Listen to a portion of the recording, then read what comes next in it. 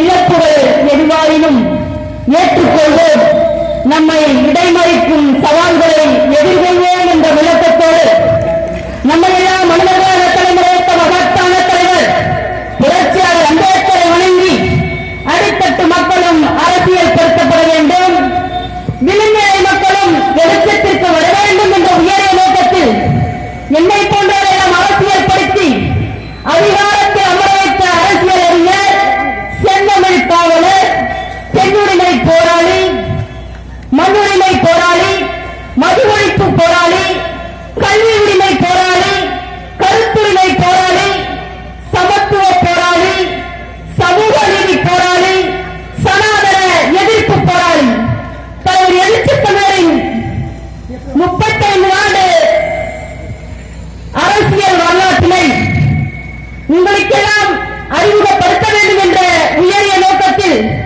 எவ்வளவு நெருக்கடிகள் கொடுத்தாலும், எவ்வளவு அவதூறுகளை கிளப்பினாலும், எவ்வளவு அவமானங்களை சுமந்தாலும் இந்த அங்கீகார விழாவை என்னால் சிறப்பாக ஏற்பாடு செய்ய முடியும் என்ற நோக்கத்தில் எனது அருமை சகோதரரும் திருப்பட்டினம் நிரவி சட்டமன்ற தொகுதி செயலாளரும் விடுதலை கனல் என்று பெயரினை சூட்டி அனலாகவும் கனலாகவும் நெருப்பாகவும் கழிந்து கொண்டிருக்கிற அன்பு சகோதரர் விடுதலை கனல் அவர்களே, அவரை அரசியலுக்கு கொண்டு வருவதிலிருந்து சிறு மாணவ பருவத்திலிருந்து அரசியல் வகுப்படுத்த அரசியல் அறிஞர், போராளி, மாவீரன் என்று அழைக்கக்கூடிய எனது அன்பு சகோதரர் பொன் செந்தமிழ் செல்வன் அவர்களே மற்றும் நிலையில் விடுதலை காலங்களுக்கு உறுதுணையாக களப்பணியாற்றிய கரிகாலன் அவர்களே, சந்திரன் அவர்களே, தமிழ்நாட்டிலிருந்து வருகை தந்துள்ள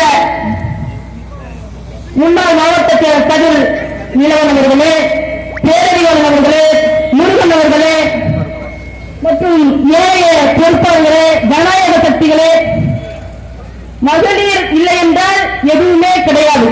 அதை உயர்த்தி காட்டிய மகளிர் விளையாட்டுத்தை சார்ந்த அனைத்து தோழர்களுக்கும் நான் சார்ந்திருக்கும் விடுதலை சிறுத்தைகள் கட்சியின் சார்பாகவும் திருவாரூர் வடக்கு மாவட்டத்தின் சார்பாகவும் நன்றி நிறைந்த வணக்கத்தை தெரிவித்துக் கொள்கிறேன்.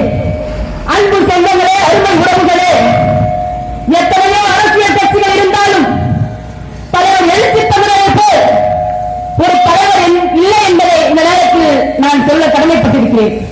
ஏனென்று சொன்னால் எங்கெல்லாம் ஒரு சமூகம் ஒடுக்கப்படுவதோ, எங்கெல்லாம் ஒரு சமூகம் ரசிக்கப்படுவதோ, எங்கெல்லாம் அநீதி இழக்கப்படுகிறதோ, எங்கெல்லாம் இடஒதுக்கீடு மறுக்கப்படுகிறதோ, அங்கெல்லாம் குரல் கொடுக்கக்கூடிய ஒரு தலைவர் யார் என்று சொன்னால் எழுச்சி தமிழர் தான். அந்த உழைப்பிற்கான கிடைத்து வெற்றிதான் இந்த அங்கீகார விழா. விடுதலை சிறுத்தை கட்சியை விட்டுவிட்டு எந்த ஒரு அரசியல் கட்சியும் அரசியல் செய்திட முடியாது. ஏனென்று சொன்னால் கிறிஸ்தவராக இருந்தாலும் இஸ்லாமியராக இருந்தாலும் அவர்கள் எல்லாம் அரசியல் வகுப்பிற்கில் சிறந்த ஒரு தலைவர் யார் என்று சொன்னால் நமது எழுச்சி தமிழர் தான். அன்பு சொந்தங்களே, அருமை உறவுகளே, நபிகள் நாயகத்திற்கு பிறகு, இயேசு பெருமானுக்கு பிறகு, தந்தை பெரியார் புரட்சியாளர் அம்பேத்கருக்கு பிறகு இந்த மண்ணில் எந்த ஒரு அச்சமும் இல்லாமல் களத்திலே களமாடி மிகப்பெரிய ஒரு அங்கீகாரத்தை நாம் பெற்றிருக்கிறோம். இந்திய அரசியல் வரலாற்றிலேயே இடஒதுக்கீடு மறுக்கப்பட்ட நிலையிலும் பெண்களுக்கு அரசியல் அங்கீகாரத்தை வழங்கிய ஒரு தலைவர் யார் என்று சொன்னால் நமது தலைவர் எழுச்சி தமிழர் தான். அன்பு சொந்தங்களே, அருமை உறவுகளே, இன்னும் நிறைய பேசலாம், எனக்கு பேச தெரியாது, நிறைய செய்தி சொல்லணும்னு ஆசையா இருக்க, நீங்க பேச தெரியாது. மீண்டும் ஒரே ஒன்று மட்டும் சொல்லிட்டு நான் விடைபெறுகிறேன். தலைவர் அவர்கள் எந்த கட்சியிலுமே பெண்கள் மகளிர் அணிந்து தான் சொல்லுவாங்க. நம்ம விடுதலை சிறுத்தை கட்சியை மட்டும்தான் மகளிர் விடுதலை இயக்கம். மகளிர் விடுதலை இயக்கம் என்றால் அதை நீங்க ஆய்வு செய்து பாருங்கள். மகளிர் விடுதலை பெற வேண்டும், பெண்கள் நினைத்தால் எது வேண்டுமானால் செய்யலாம். ஒரு பெண்ணுக்கு பின்னால் ஒரு ஆண் இருப்பார் என்று சொல்வார்கள். ஆனால் ஒரு ஆணுக்கு பின்னால் பெண் இருந்தாலும் அதை சிறப்பாக வழிகாட்ட முடியும் என்பதை சொல்லி கொள்கை வெல்ல களமாடுவோம். கோட்டையில் ஒரு நாள் எழுச்சி தமிழ் தலைவர் கொடியேற்றுவோம். நன்றி, வணக்கம்.